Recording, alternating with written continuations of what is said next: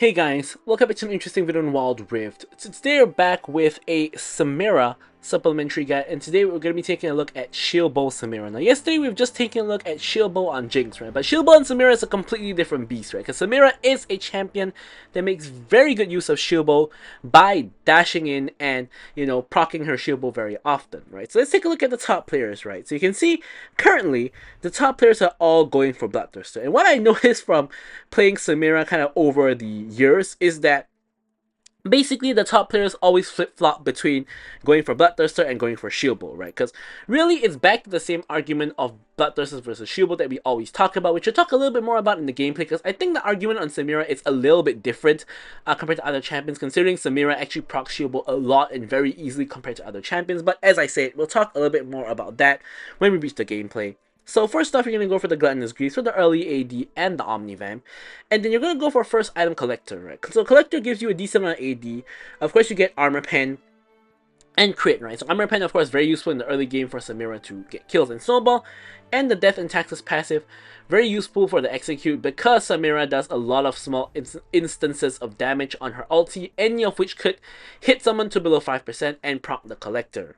So then, of course, Shield Bow, as I mentioned, decent stat line, and of course giving you that huge shield and extra physical vamp as well. Now, it's very common you proc this inside of your ulti, which will benefit a lot because from all the extra healing and the shield to kind of survive while you're ulting.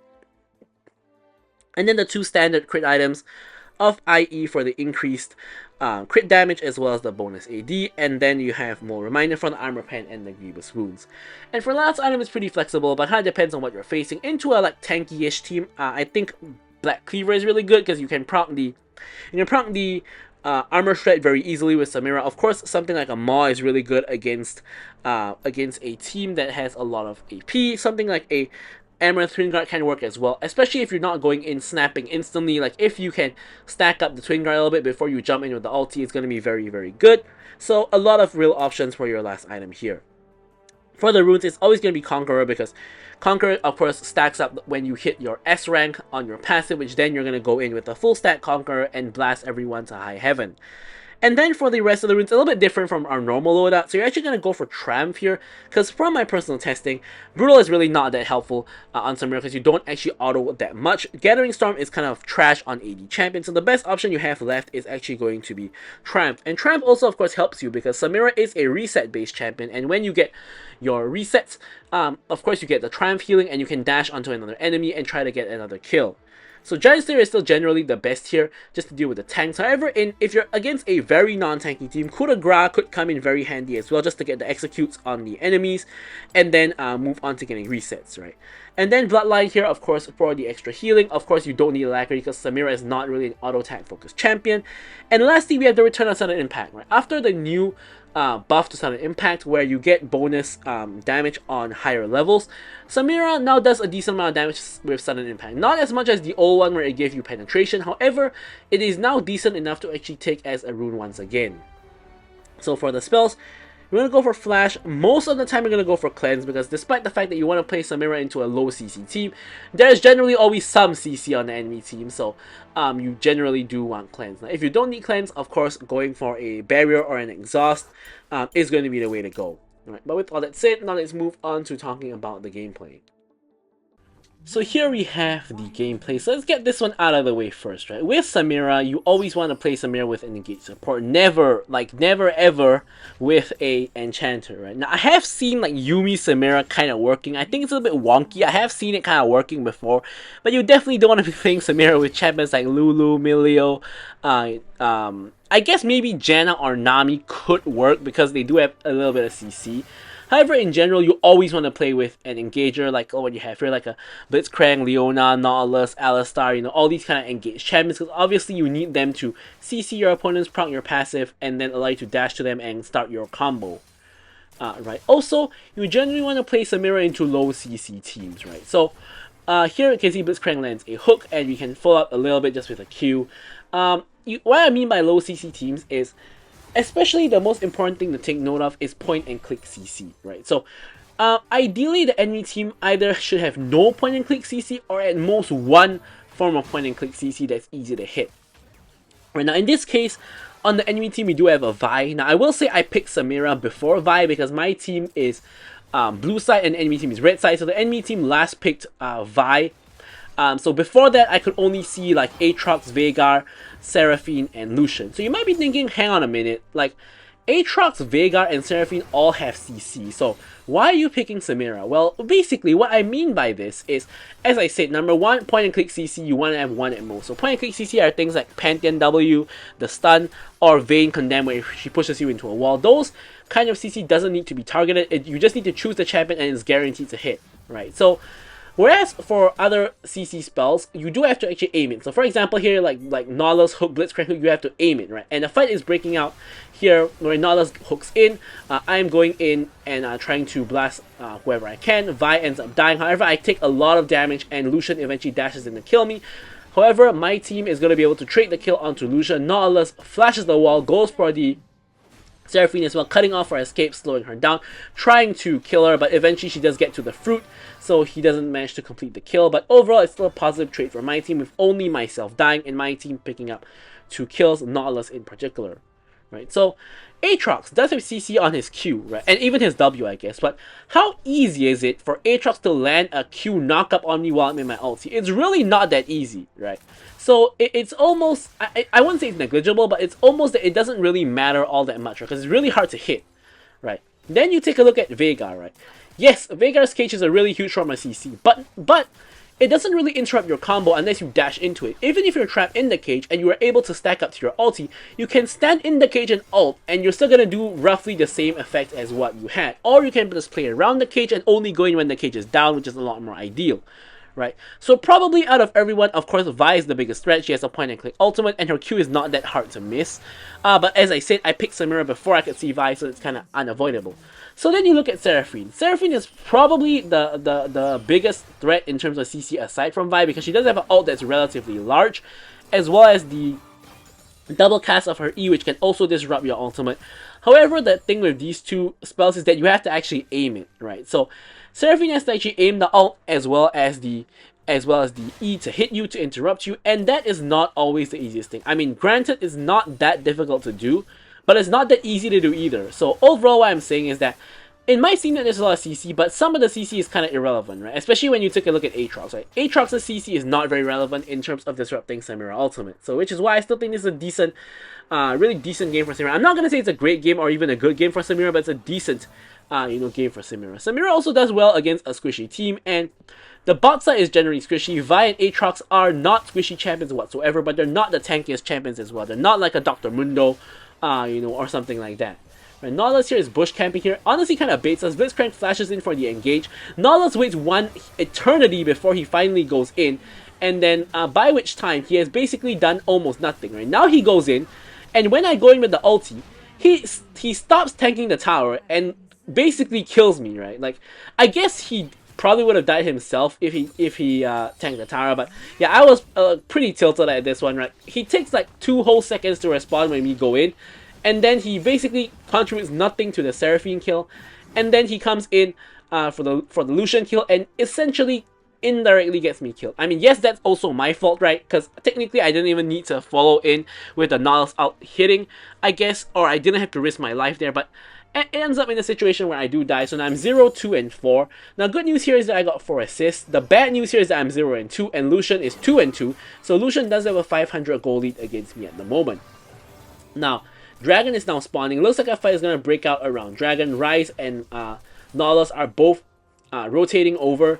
And looks like a fight is going to break out at the Dragon. Now, Vi and Veigar are also on the way. Now, I'm desperately trying to clear the wave here, but it's not very easy to do, of course, with Lucian and Seraphine kind of zoning us out. Now, I eventually decide to ditch the wave, and now I'm just going in onto the Seraphine. Seraphine's 1 HP. Blitzcrank ult basically gets the kill here. Now, Lucian ult. Lucian does end up dying to the Nautilus, and once again I get no kills, by the way. Like, I go in there, Blitzcrank basically steals / secures the kill on Seraphine. Lucian dashes out of my ulti into the waiting arms of Nautilus, letting Nautilus get yet another kill. So I'm 0, 2, and 6 now, playing support Samira basically. I mean, my Blitzcrank even has 2 kills and I have none, so I'm basically playing support Samira at this point. But anyways, at least, enemy team is the one that is getting killed and not my team, so I guess in that sense, you can't really complain too much. But now we're gonna lead into my next discussion point of the video, which is going to be Shield Bowl versus Bloodthirster. Now, I feel that the argument of Shield Bowl versus Bloodthirster has been covered in multiple of my videos, especially in the past week or so. However, I think the argument is a little bit different on Samira, because unlike the other champions, Samira is not a front-to-back champion. Right, so normally with Shield Bowl, the main thing you get with Shield Bowl over Bloodthirster, of course, is you get lower stats, worse scaling, but you get a lot more survivability, and especially in the early game. And on other ADCs like Jinx, for example, yes, this is nice to have the early survivability. However, arguably Bloodthirster is generally more impactful unless you're playing against multiple assassins, where your Shield Bowl will come in very handy. Right, so arguably Bloodthirster is better just because it gives you more healing, more consistent healing, and just more raw AD. But on Samira, I think it's actually very debatable. Right, as Blitzcrank here goes in, we're going to try to follow. Samira hits the, Seraphine hits the ulti on us, and we basically just engage trading kind of spells here and there. I trade Cleanse for Lucian's Flash, essentially, and Samira does heal. Blitzcrank, ignites and flashes and things like that. So a lot of Samira spells blown. The next fight will probably be a lot better with myself having Flash and Lucian not having Flash. So Samira is a champion that goes in a lot, right? And what this means is, I think Samira, out of all the ADCs, probably benefit the most from Shield Bowl, because she is going to dash in a lot, right? And she's definitely going to take a lot of damage, right? So her Shield Bowl prop should be pretty easy to actually prop. And after which, it's pretty easy to get value from Shield Bowl. So most of the time, you will be getting max value from Shield Bowl in the sense that your shield will be absorbing a lot of the enemy team's damage. The extra healing you get will be propped a lot because you're already in the midst of the enemy team. As here, we try to go for the kill on Seraphine, which we do get, and then we get the ulti. Now Vi ganks here, but counter gang comes in from the Nautilus, and we finally get some kills. Our first 3 kills of the game right there. And we can finally get a reset with us being low on resources and get ourselves some items. So, but once again, the argument still stands, right? Bloodthirster once again gives you more consistent healing, gives you more raw AD, which translates to more raw damage, right? But of course, Shield Bowl gives you that huge shield, which especially in the early game is very significant, which means that you might be able to get kills you couldn't if you had Bloodthirster instead in the early game, and then snowball off of that, right? So really, I think out of all ADCs, Samira makes the best use of Shield Bowl. So really, it's kind of a debate about which is better. And you can see, as I mentioned in the build section of the video, the top players are flip-flopping between Shield Bowl and Bloodthirster. Like, at one point in time, you look at the top builds, they're all going for Bloodthirster. You take a look at it like 2 weeks later, all of them are going for Shield Bowl. It's sort of like a monkey see, monkey do situation, as Seraphine gets a horrible recall, to be honest, allowing us to dash in onto Lucian and try to kill him. He's left at 1 HP. Probably my team will finish him off. There we go. Smite comes in from the Nautilus to finish the kill. Get a little bit overzealous there, but I finally do have my Shield Bowl completed here, so this will, of course, allow me to play even more aggressively. If I had Shield Bowl there, I survive and kill him, by the way, so we do have that. Right, so yeah. The argument between Shield Bowl and Bloodthirster on Samira will go on forever and ever, unless one of those items get a huge change, right? So yeah, the times do be changing, and the build Samira goes for is gonna change between the 2 items. So here, they are trying to get the tower, which they do eventually get. Vi gets executed by the tower, by the way, tanks a tower shot, and we dash in on Aatrox, basically just kill him straight up. And the tower survives, right? So, classic case of enemy team greeting for a tower, and I'm able to defend it successfully. Vi 0, 4, and 4, not doing too hot herself, and actually dies to the tower straight up. I didn't even get the kill on her, unfortunately. But at this point, the next dragon is going to be coming up. My team has already gotten the first dragon, so this is a game where possible soul, I guess you could say. So here, Veigar is just trying to farm. Uses the cage already. This is very significant because he not only uses the cage, but uses the ult as well. So he uses all of his tools here. Now, the good / bad thing about this is he won't have ult for dragon fight. But the bad thing is this forces me to reset. Because basically I'm 1 auto away from getting my Shield Bowl procced, and I don't want my Shield Bowl to be procced immediately, and also I just want health, right? So I'm not going to reset, get back to full health, and then run over to the dragon where I can, join up. Now my team isn't really interested in dragon, they're actually going for a fight in the mid lane. So Blitzcrank tries to land a hook on somebody, gets chunked instead. Now here Vi is stuck in the middle of everybody. I get the kill onto Vi, I'm getting the stats going up, but I don't really want to die further onto the tower. Now here Veigar, for some reason, stands right next to the wall, right? Giving me the S stack. And then look at this, man. What is this, right? Blitzcrank hooks the Veigar away, steals the kill, and forces me to then tank a tower shot and proc my shield bow, which is like, Samira was dead there. Why are you hooking Samira away from me? But yeah, that's kind of the story of the whole game, right? It's Blitzcrank taking the kills, it's Nautilus taking the kills, and it's me struggling to get kills. I say struggling, I do have 7 kills, but you guys kind of know what I mean, right? You guys saw in the early game, and even like currently, not right now, right? Like how hard it is for me to get the kills, right? But yeah, anyways, my team in general is doing pretty well. We do have a decent lead against the enemy team in most roles, right? I mean, honestly, the main goal difference is really in the jungle role, with like a 4k goal difference between Nautilus and Vi. We also have Ryze with a 1k goal lead, myself with a 2k goal lead, and then we have top lane where Aatrox has a 2k goal lead against the Mundo. Now, thankfully, Aatrox, in my opinion, is kind of trolling his build. He has Mole Reminder as one of his first 2 items, and Sundered Sky. Sundered Sky is very normal, but why do you have Mole Reminder as one of your first 2 items? That's weird, right? Like, if you want NTL, you could go for the Executioner's Calling, which he did, but you don't want to be completing that into a Mole Reminder. Now, someone else who's trolling the build is also Mundo. Why does Mundo not have any anti-heal against the Aatrox, right? So in the 1v1 with Mundo and Aatrox, you know, Aatrox wins, right? That's why Mundo has been dying. Not even dying, but rather, Mundo has been, like, not winning against Aatrox. Now, the enemy team chases us all the way down, in way too deep. Another classic mistake. That here, they're just getting their whole team killed. Like, just look at that, right? Like, Samira is a champion that, like, resets so easily. So, basically, Vi getting killed there got her Aatrox killed, and Aatrox getting killed there gets his Lucian killed. And this now opens up a Baron opportunity for us. Now, Ryze and Blitzcrank not interested in helping out whatsoever. I mean, thankfully, we can easily 2-man the Baron. The only real concern is if one of the 2 mages on the enemy team throws spells over the wall. Now, I just pop my W at the last second to try to block any possible spells that are gonna come through, but turns out they were not actually there. Now, I didn't have any ward available to ward over the wall at that point, although I do have a ward now. So, I was a little bit afraid that the enemy team had vision into the pit and was just trying to wait for the right opportunity. Thankfully, that isn't actually the case. And yeah, we're in a pretty good spot right now. Now, we actually have the most gold in the game at 13k. And you can see how even against an enemy team where there's a decent amount of CC, you can still kind of play around that CC. And we haven't really gotten disrupted in our ulti. Actually, we haven't actually gotten disrupted in our ulti at all. And we haven't really gone destroyed by CC at any point in the game so far. So, CC is a sort of a red light for Samira, but it's more of an amber light if you really think about it, because you can, you know, play around that CC, and you can, you know, actually play into teams with CC, just that you have to play in a particular way and play around the enemy cooldowns and CC, which is what you should be doing all the time anyway, right? You should always be playing around the enemy cooldowns. Now, Ryze here overextends and runs into a 1v4. Blitzcrank tries to land a hook on somebody, doesn't hit anybody whatsoever, and with the Baron buff now, we are losing a little bit of steam because we do have a death onto Ryze. Now, here the enemy team is trying to rotate over to top lane to stop us. Now here, I get completely assassinated in the backline by the 2 tanks. I try to go back in with the ulti, but I get disrupted with the Vi Q. And yeah, there's not much I can really do here. Maybe I shouldn't have gone back in at all, but my team is now cleaning up, right? The Mundo who was feeding has just gotten 2 kills. Nautilus gets another 2 kills as well. And in the grand scheme of things, it's a 2-4-4 trade, right? I mean, I wouldn't even count Ryze into the trade, so it's actually a 1-4-4 trade, because Ryze simply got picked off by himself before anything really happened, and then the fight broke out, and then it's a 1-4-4 trade. So anyways, generally positive for my team. I'm 10-4-10 right now, 10 assists for the support Samira, and my team is now just taking inhibs, right?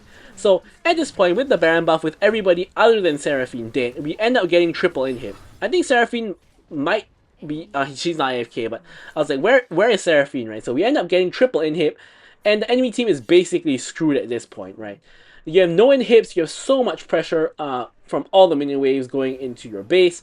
Last dragon is spawning. It's going to be Ice Soul for my team. Ice Soul is actually a decent soul, of course, especially for burst damage and getting that extra slow. My team, however, is resetting because they just came off of a Baron push and just pushed down 3 inhibs.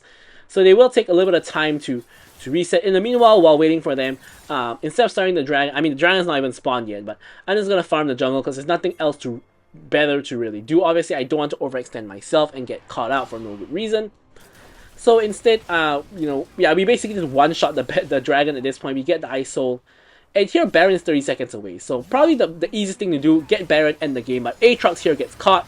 We go in onto Aatrox, and here we go in. I didn't even notice Seraphine was over the wall, by the way. Like, I was going for the Lucian, and then Seraphine just evaporated over the wall, which is pretty funny. I was like, wait a minute. How did I just get a triple? Like, wait, Seraphine was there? I didn't even notice. So that was really comical if you actually think about it. And now without the Baron, I think we can end the game just fine. Like here we have the super minions. We try to go in for extra kills onto the last two people, but yeah, the stasis pops on Veigar and we don't get it. But anyways, we do get the dub here, and I'm gonna leave you guys with the stats as usual. Thank you guys so much for watching the video, and goodbye.